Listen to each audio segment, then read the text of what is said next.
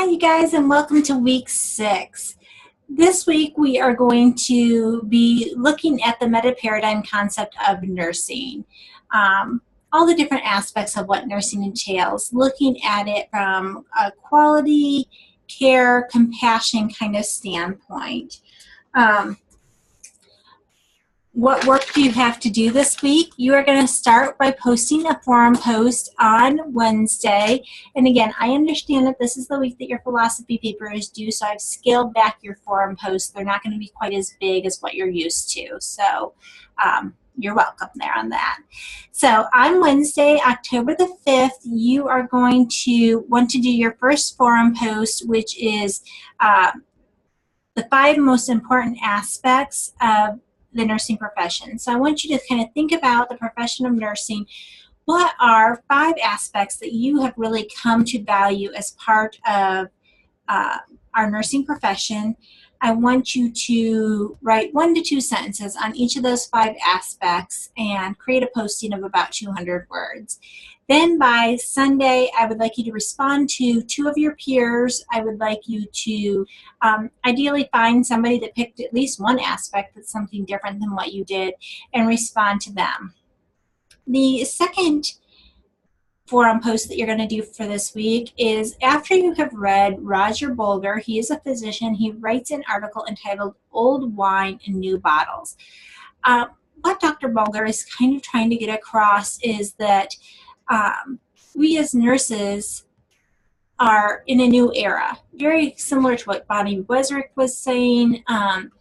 As more and more technology kind of creeps into our healthcare environment, how can we, as the wine within the bottles, adapt to this new environment and not lose the heart of kind of what made us nurses in the first place? So I want you to work your way through that Bulger article. It can be a little bit of a challenging read. So I even note in my forum post that this is a great time to use at the top of Moodle with kind of a general conversation posting that was really for you guys' benefit. So if you're struggling with that article, I would suggest that you maybe start there with putting out a post to your peers within the class. Hey guys, I'm not really sure I'm understanding this part of Dr. Bolger's article. Seek some clarity that way before you go to your professor, but you can absolutely contact him or her if you need further assistance with that. So try to get through Dr. Bolger's article, and I want you to answer this question. And in about 2 or 3 paragraphs, I want you to kind of summarize this idea. How can nurses stay grounded in the fundamentals of care and compassion while healthcare grows in its use of technology? And then, of course, as I said, by Sunday, you have your philosophy of nursing paper due. Again, week by week throughout this program, you have been writing papers that have addressed different pieces of this philosophy of nursing. Please do look at the Word document that's posted on Moodle and use that rubric to help guide you in writing this philosophy and theories paper. Have a loved one, a coworker, somebody maybe proofread your paper to make sure that, yes, indeed, you did address each of the sections of that rubric. If you do that, you're going to be well on your way to covering what we're hoping that you cover in that paper. And again, this is in the syllabus as well of kind of what we're looking for in that philosophy and theories paper. For this week, as we look at nursing as a profession, we are going to look at the concept of communication and how important that is. Knowing that we work in a interdisciplinary setting where we are needing to be congenial with all sorts of people. There are a couple of different articles posted on how you present yourself professionally, how you deal with a disruptive provider, and then creating a culture of civility in your workplace. Oftentimes healthcare, just due to the different power struggles that happen within healthcare, it can easily become a place of incivility. And how do we maybe work our best at creating really civil cultures in which the patient really feels safe and cared for? So best of luck in getting through your philosophy paper this week. I am going to go through 2 PowerPoints here with you. One is around communication and how you deal with a disruptive practitioner, and then the other one will be on nursing.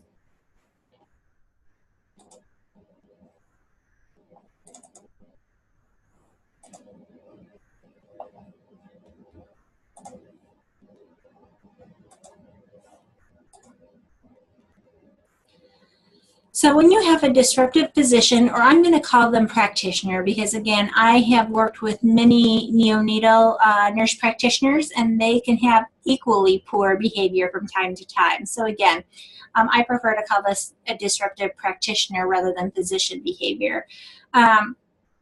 If you are faced with somebody that is being disruptive, how should you respond?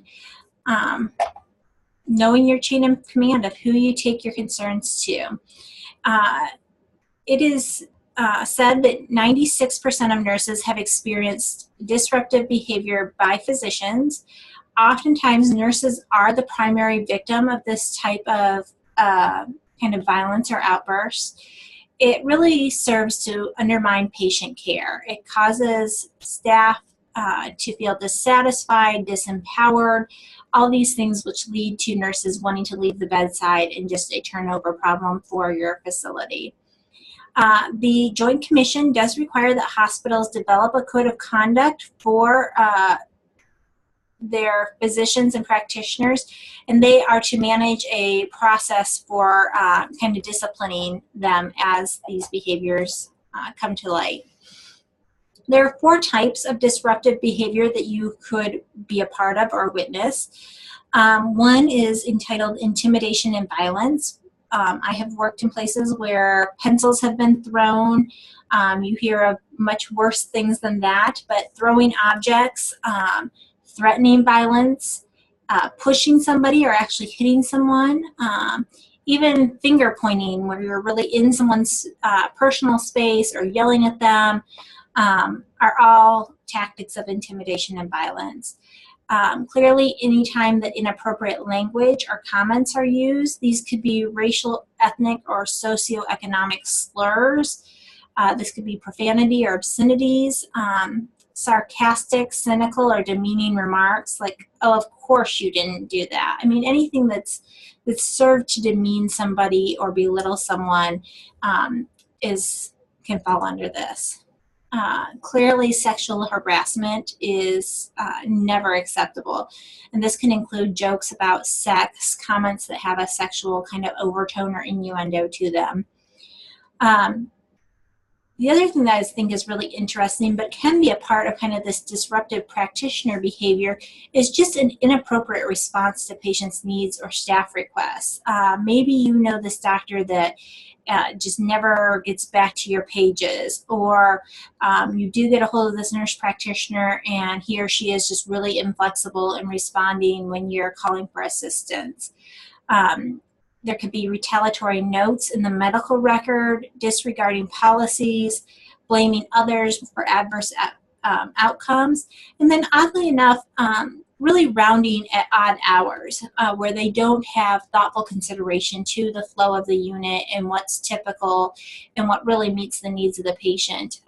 So even something as disruptive as I'm gonna make you fit into my schedule and round when it suits me can be kind of a form of this passive aggressive behavior which really isn't responding to the needs of the patient. So what do you do when you witness these behaviors or are part of these behaviors? Clearly the best thing is to use some kind of mnemonic. There's a number of them out there to help you kind of know how to go about approaching this. One is CUSS, which starts with I have a concern. Obviously talking with the provider about the disruption is maybe the best first step.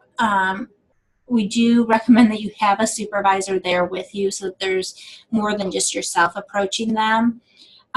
Clearly you would want to file a incident report using your institution's kind of system for this. Once those reports are filed, again, as I said, the Joint Commission has dictated that there be a process in place for reviewing those.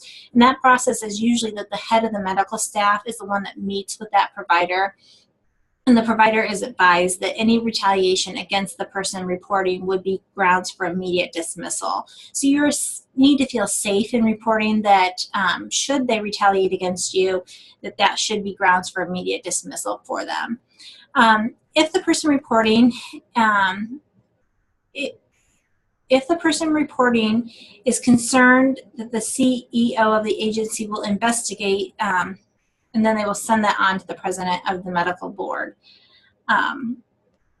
So again, you do have power. If this was to happen to you, you need to do your chain of command in making sure that this is dealt with appropriately.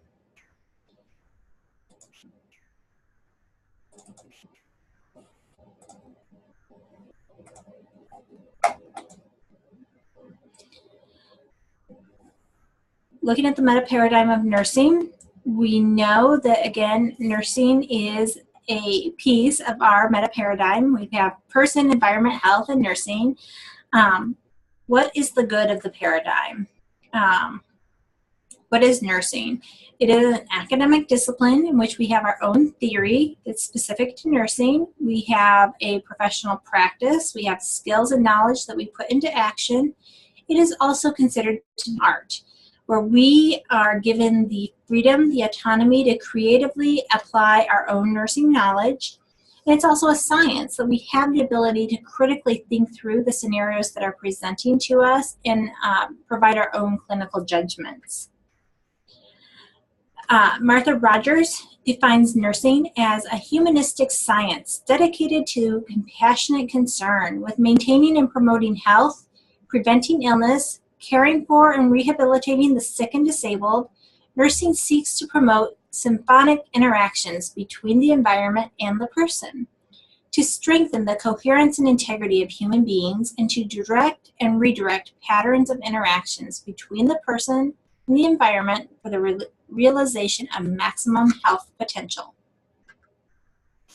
Dorothea Arms, she says, nursing is a helping or assistive service to persons who are wholly or partly dependent.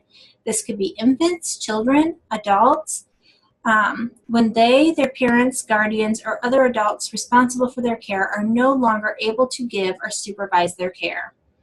A creative effort of one human being helping another human being.